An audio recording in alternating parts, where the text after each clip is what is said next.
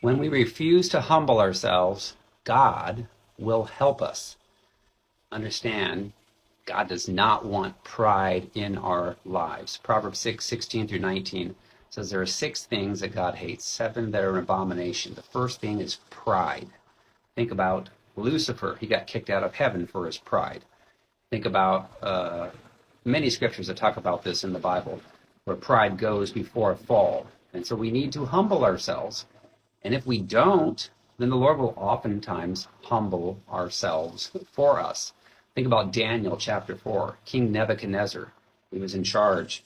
He was a king, and he had lots of money. He had lots of power, lots of authority. Then he had a dream. And in the dream, there was a great big tree, and it got cut down. And then ultimately, Daniel interpreted that dream for him and said, listen, you're going to kind of like go crazy, and you're going to be grazing like an ox and eating grass. And it actually happened. You know, he ended up one day losing his mind, and he ended up having to go graze out with the oxen and cattle, and ended up having hair that was like an eagle's feathers. And so he went out of his mind, and that humbled him. And when he came back to his mind, he came back in a humble state, and the Lord then restored him, and he was very respectful and honoring of the Lord.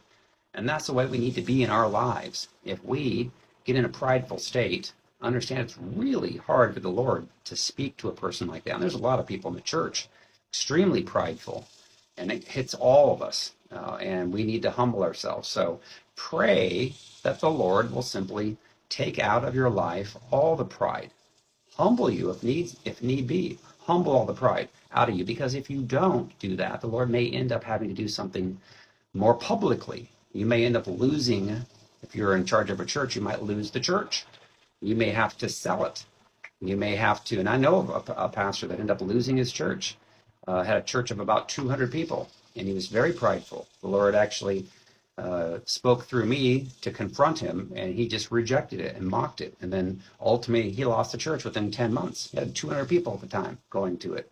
And so it's important for us to listen to the Lord, to humble ourselves. I have a book called Freedom from Soul Wounds and Demons. It's helping people to get humbled from their pride, and also to repent, and also to forgive those who've hurt them. Freedom from Soul Wounds and Demons. It's available on Amazon and paperback, Kindle, and Audible. I also do personal sessions for people, helping them get healed, set free, delivered around the world. You can email my assistant, Tina, at tinak@restoredtofreedom.com, or you can call 317-459-7091. All right, thanks. Bye.